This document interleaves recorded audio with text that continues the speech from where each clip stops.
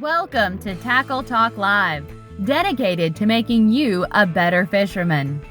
Proudly brought to you by our sponsors: The Boat Shop, 3J's Four-Way, Pride Rods, Keith's Toledo Bend Tackle, The Lakes Insurance Agency, V&M Baits.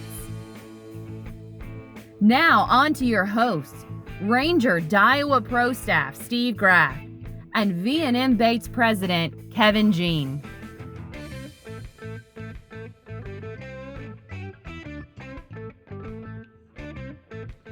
Hello, everybody, and welcome to another edition of Tackle Talk Live. I'm Ranger Daiwa Pro Staffer Steve Graff, and along with V&M President Kevin Jean, we are here today live from the banks of Sibley Lake in northwest Louisiana, right here in Natchitoches, Louisiana. And what a beautiful day. Fall is here, Kevin. Leaves are changing. It's absolutely a gorgeous day. Probably a day you ought to be on the water instead of in this room. But absolutely. We're going to spend the next 30, 40 minutes with you, though, right here. And we've got a great guest lined up for you today. If you didn't get a chance to see, Patrick Walters, the Elite Series Pro, won Texas Fest over at Lake Fork and absolutely blew them away, Kevin. Oh, it wasn't even close. And I don't mean to make that sound bad for the other guys. It was just what Patrick got on. He was by himself. He basically had the whole lake to run. Nobody else was even running this pattern. And I mean, it's no secret. He was catching suspending fish. And this is something, Steve, that is becoming our question of the day is going to be, are you going to have to learn how to do this to compete in fall and winter tournaments here in East Texas and Louisiana? And something we'll get into with Patrick, but it's just becoming more and more that, something you have to do to compete. Yeah, and I'm anxious to hear, his logic. Is it fishing pressure now while those fish were suspended? Is it just time of year? Is it a fall thing? I'm anxious to hear his take on it. And so looking forward to that.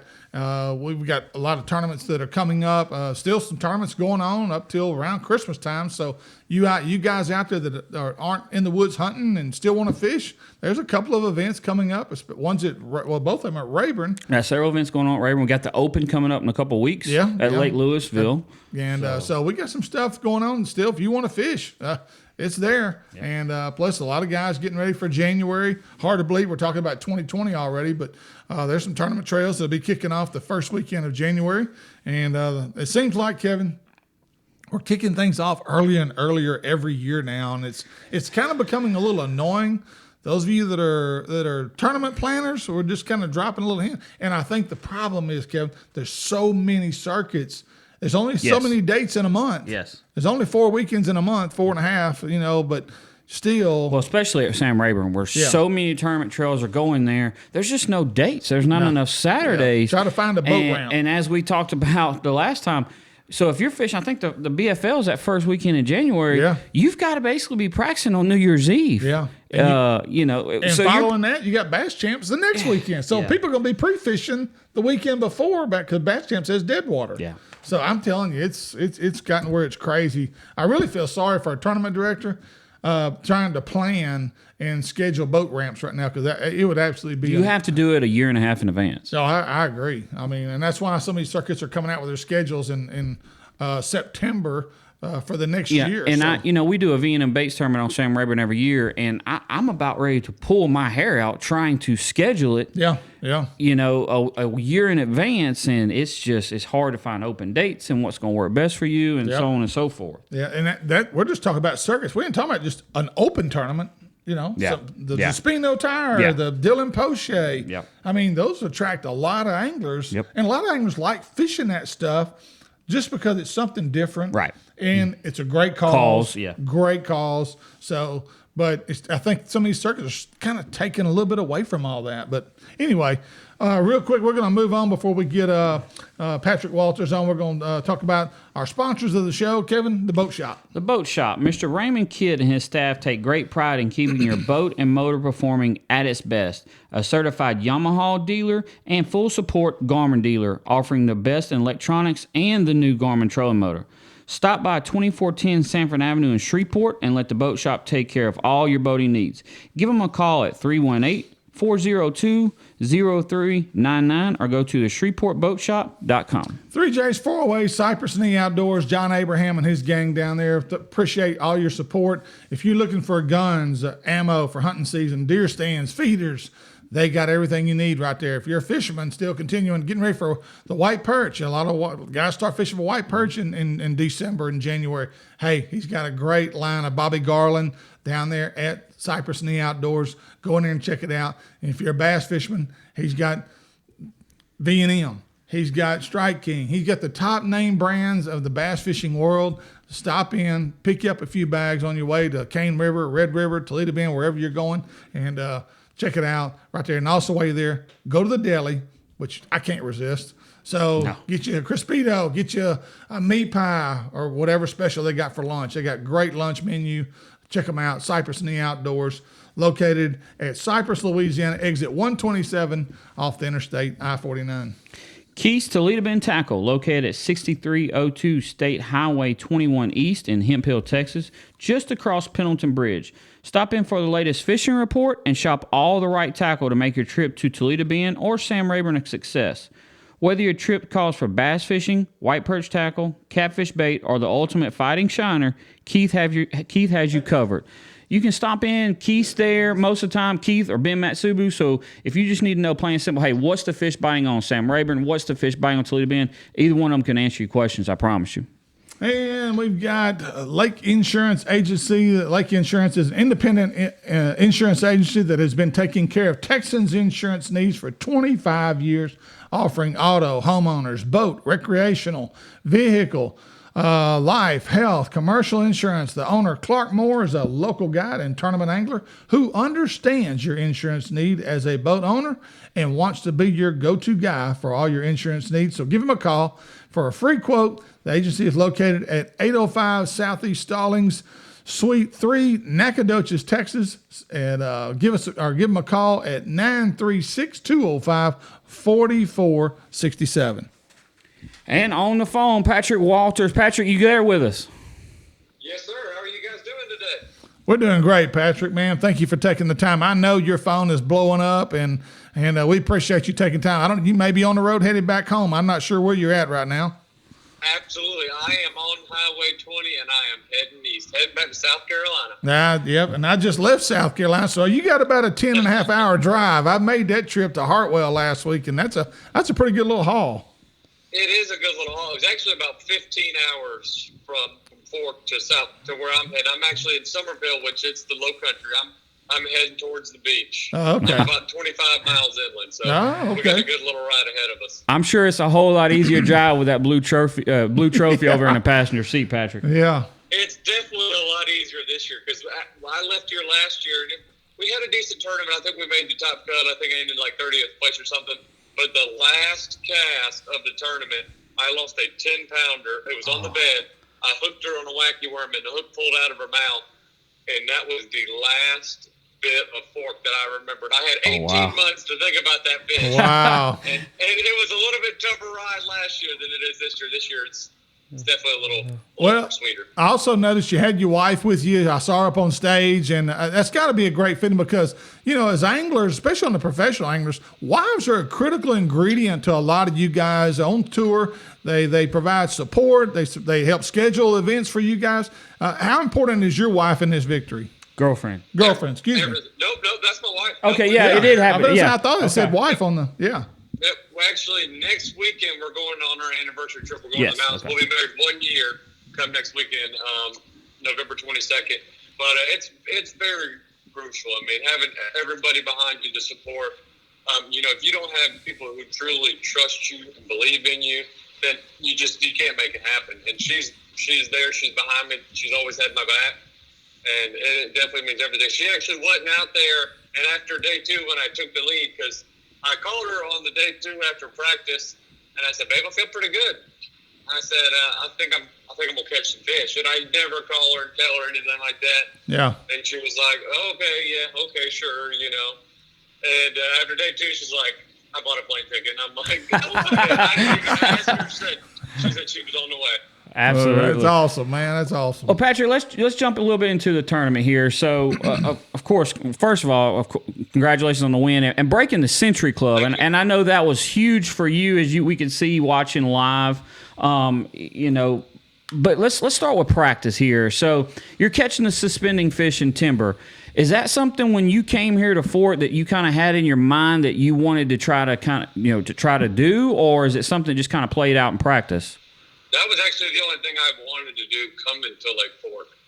My goal was 6 months ago, or whenever they kind of announced it, that it was going to be in the fall time of year.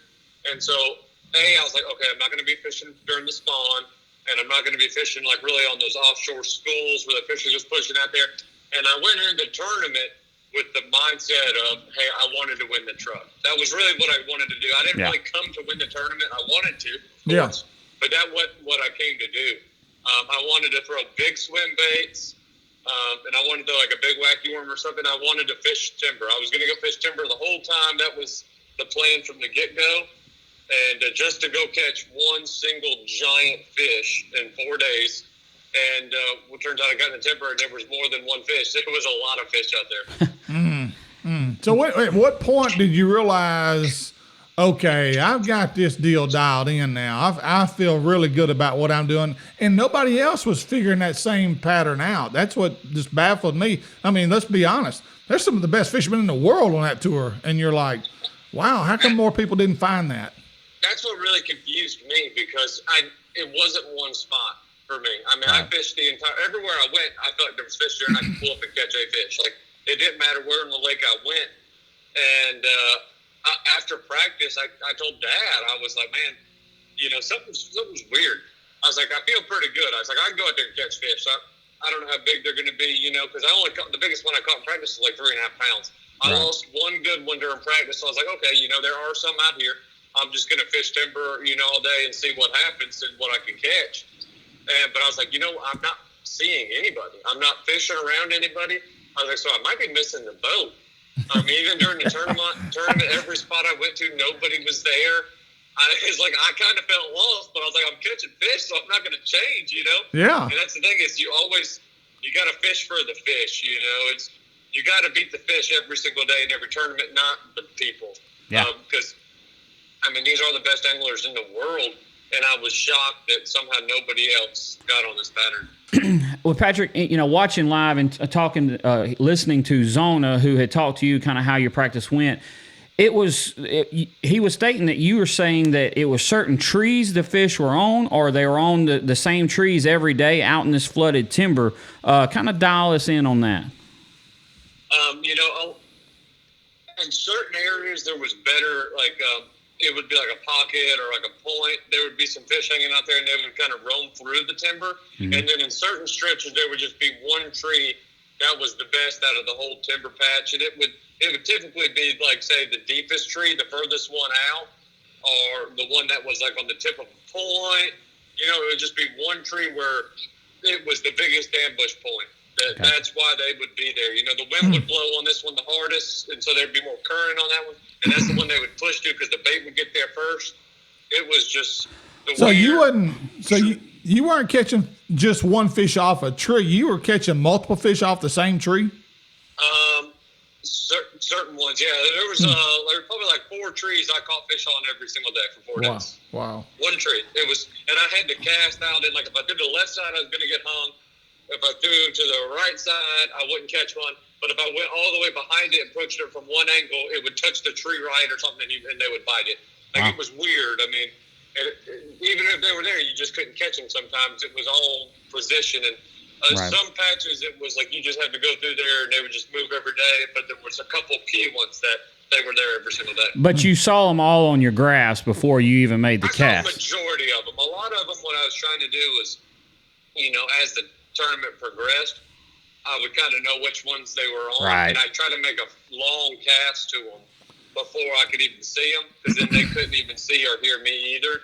And then as the boat got closer, you would start to see them, and they'd be following your bait or whatnot, But yeah, because I could see you looking at your electronics while you're making that cast, and then as you're reeling, you're looking at your lake, and all of a sudden you hook up, And I thought, hell, okay, he sees those fish out there now. And how important was your electronics to winning this event? It was pretty critical, that's why I kind of wanted to keep an eye on my bait the whole time. And that's why when it gets windy, it's hard to do that, because I want to make the appropriate cast to get in front of the fish's face. I don't want to throw behind him or whatnot. I want to see how the fish reacts to the bait.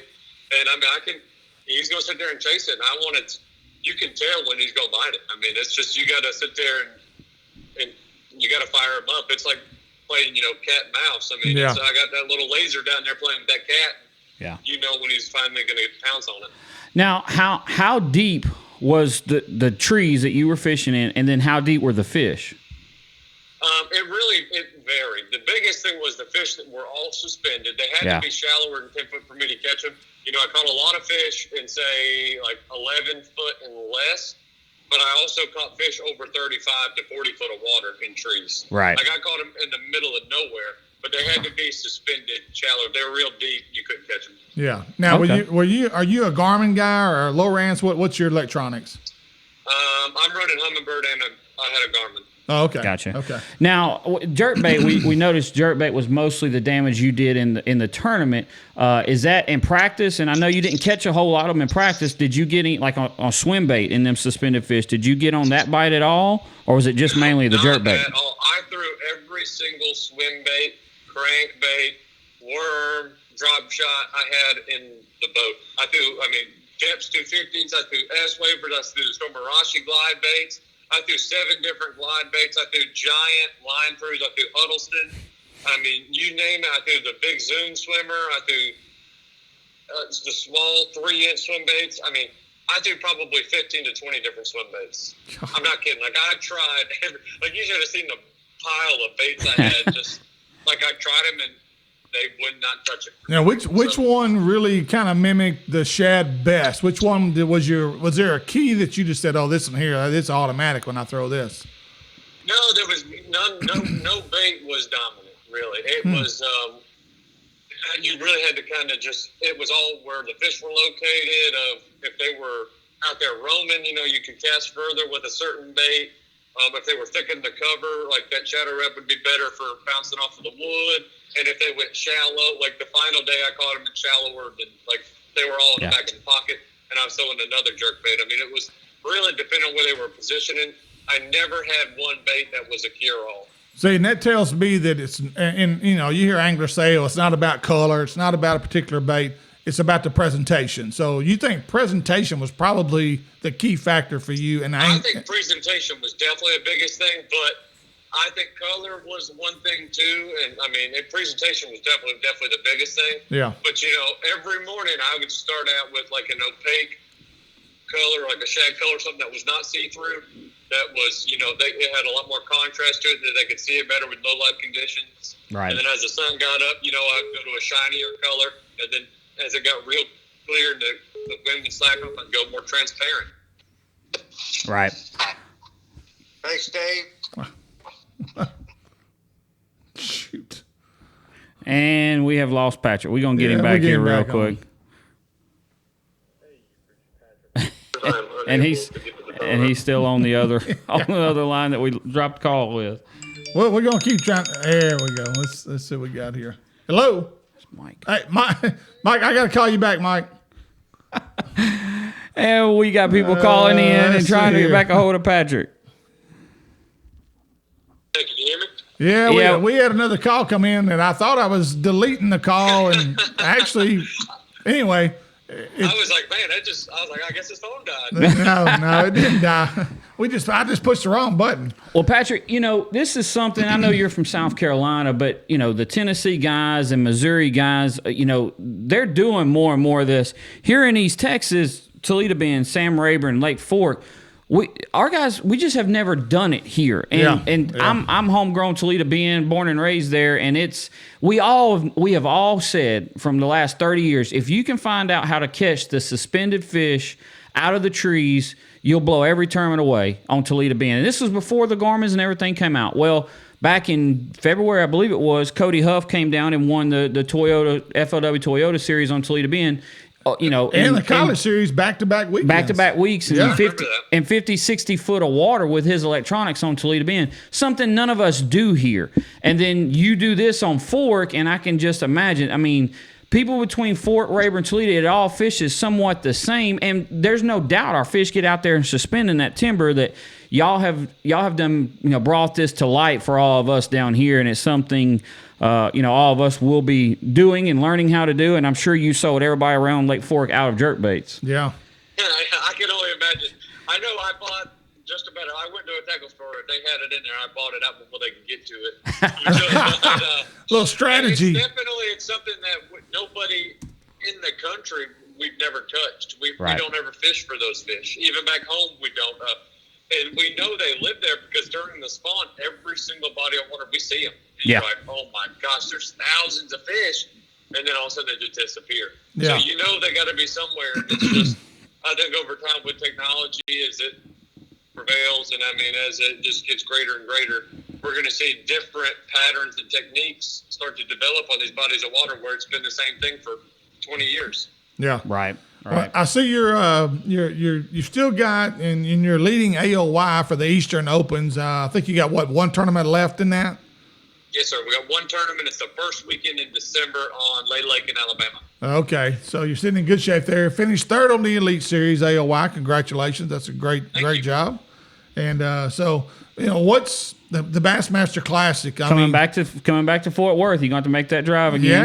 Yeah, you got to feel pretty good coming from that region with a win from that area and just right down the road there. So, are you already looking at the Classic and thinking about what you need to do there?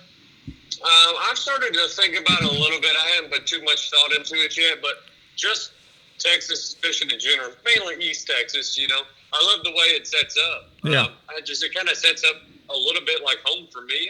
Santee Cooper is my home, which sounds crazy. I've been in South Carolina, but it's all shallow fishing, typically cypress trees, stumps, some grass. It's very similar. We got a lot of big fish.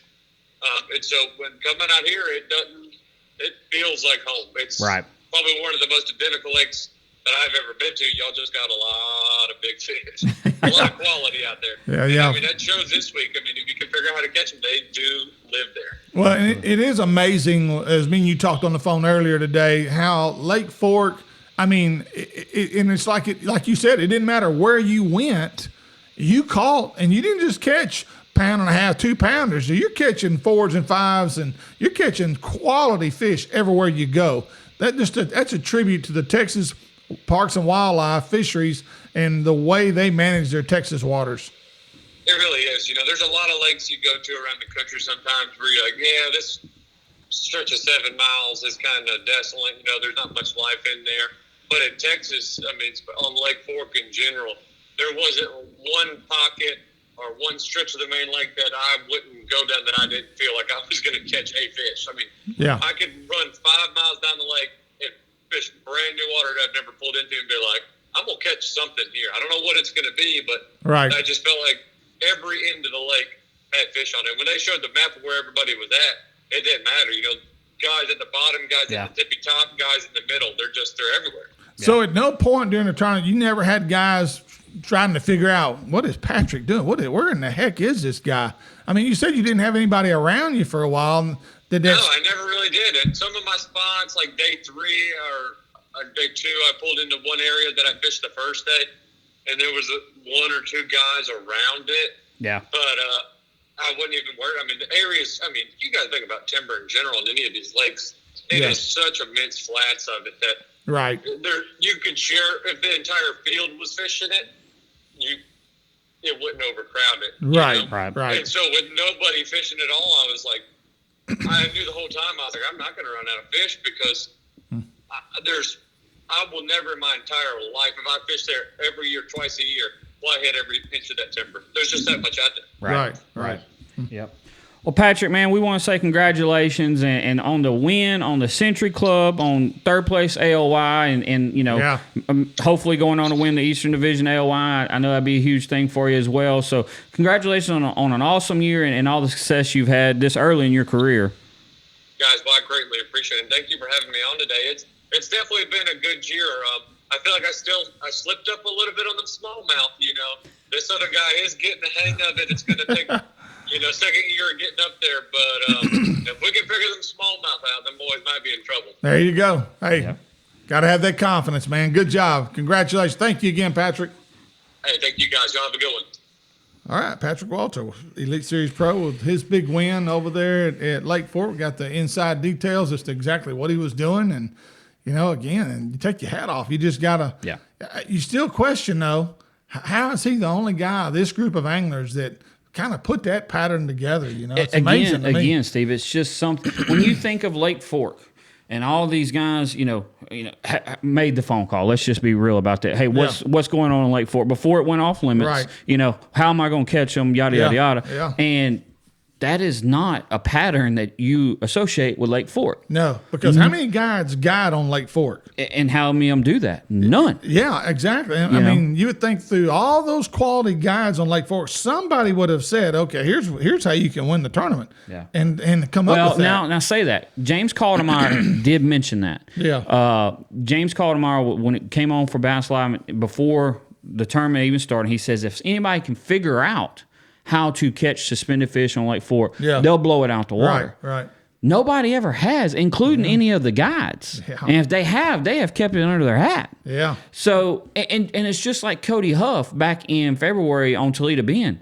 Nobody fishes that way on Toledo Bend. Well, that's true. That's why he won 2 major tournaments, on Toledo. But that takes me to my question of the day is, now that Cody Huff has showed us that on Toledo Bend, and with what Patrick Walters just did on Lake Fork, how much longer for the fall and winter, when those fish are out chasing and roaming, chasing really hard, are you going to have to learn how to do that to compete? Well, you can probably go ahead and bank it right now. Come January, Toledo Bend, there's going to be guys out in the channel doing exactly what Cody Huff did to try to figure that pattern out. And there's 100 boats on Lake Fork today scanning their Garmin's in the timber.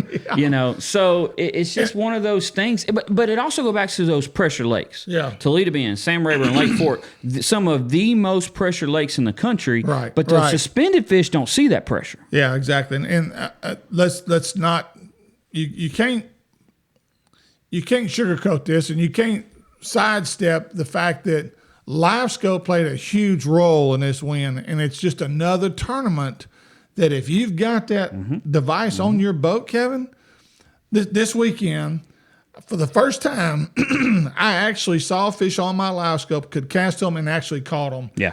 And I remember thinking, I'm starting to figure this out a little bit. Now, I'm not an expert by no means, but it just made me realize once you figure this deal out, dude, it's insane what that unit can do for you. Yes. And I've heard some Elite Series pros and MLF pros say, if you don't have that on your boat, you're at a disadvantage. No, I know that for a fact.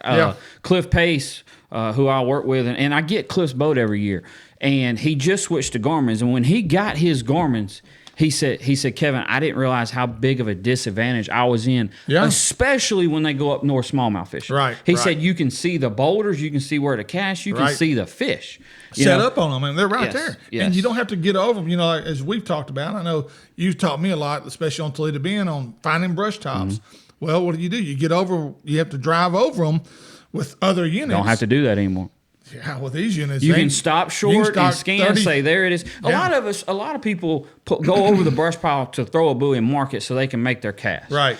You don't have to do that anymore. You can pull up to it far enough away from it so you don't have to spook the fish, and then scan your Garmin and it's right there and make your cast. You can see the fish swimming in the brush pile. Up to 50 feet or more away. So you don't even have to get on top. You don't have to get close to them. They don't even know you're there. Yeah. And I think that was the key, because he was making some long casts too. He didn't bring that up, but I noticed in some of the video I watched, he made some long casts. Yeah.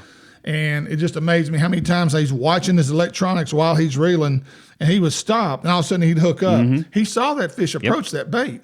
And it's just, I'm telling you, it's like playing video games. And these young anglers, like Patrick, coming up, and I know Mark Zona said, This is one of the young guys on this tour that has the electronics figured He's out. got it all. And he's not a deep water. He's not from a deep water. He's from Santee Cooper. Yeah, exactly. So, I mean, the kid he's good. He's going to be one of the best to come. But, just to kind of go over how, if none of you saw it or saw the leaderboard, had 104 pounds and 12 ounces over 4 days in the fall on Lake Fort. Yeah. Second place is one of the best to ever fish Lake Fort tournament-wise, Keith Combs, 4-day weight of 75 pounds. Yeah. Just short of 30 pounds. Just short of 30 pounds. Of a 30-pound win. I mean, nobody close to him. I mean, it's crazy. 10th place was 54 pounds. Steve, it's 50 pounds. Yeah. Between first and 10th place. Yeah. It's crazy. So what he did, again, what Cody Huff did back in the winter here on February on Toledo, and what he has done now, it's going to change the way East Texas fishes. Right. It's going to do it. Also, congratulations. We may try to have him on. Clark Wendlandt won the Bass AOY, the Elite Series. Congratulations, Clark. I know Clark personally, just first-class individual. Nobody deserves it more than Clark Wendlandt, and he's a great angler. Fished FLW for years, has moved over to the Elite Series, and has continued to do what he's always done, even on the FLW side, and that's win and be consistent. And that's what AOY is. It's about consistency, Kev. Yeah, and he had an awesome year. I forget what his lowest finish was, but he's been right there at the top all year. Yeah. And what makes it so prestigious, they're largemouth. They go to smallmouth. They come back to largemouth. Right. And just to say I was the best amongst all those guys for that whole year, I was the best angler on tour. And congrats to Seth Felder. He ended up winning the Toyota Tundra truck at the Texas Bass Fest with a 9.9. I guess there was no 10s caught in this event. There was no 10s. There were several 9s. Patrick Walters had like a 9-1. Yeah. Several 8s, but no double digits fish caught. And Seth caught that the first hour of day one. Yeah. So. And Kevin, moving on, one thing you need to go over real quick with everybody, the Outdoor Outlaws, Outlaw Outdoors 2021 schedule is out, and that's becoming a circuit once again, just like some other ones. It's really got a following now. So They do a great job with all their team events, and we're going to post it here for everybody to see their schedule. But with their schedule, they've got everything out for all of next year. As we alluded to earlier, you have to plan a year in advance. So they've got the schedule out starting January 3rd with their Sweet 16 series. The Rattle Trap Tournament's on September 17th. Yep. Their Outlaw Team Series starts January 23rd and just goes down the line for the Team Series and the Sweet 16 events, to their Average Joe, to the Father's Day Tournament, all the way through next December. So you can see there as we've got it posted. You can go to their website. You can go to their Facebook page, outlawoutdoors.com, and check out their schedule there. So each week we'll be releasing a new schedule to you guys. I'm sure most of you have already seen it, but just in case you haven't, we want to make sure we get all the schedules out there coming that's going to be going on in our area. Also coming up in November 19th to the 21st, the Central Open on Lake Louisville. A lot of the guys that were probably fishing at Lake Fork are probably already headed up that way and getting ready on Lake Louisville for that Central. That'll be the final event for the Central Opens.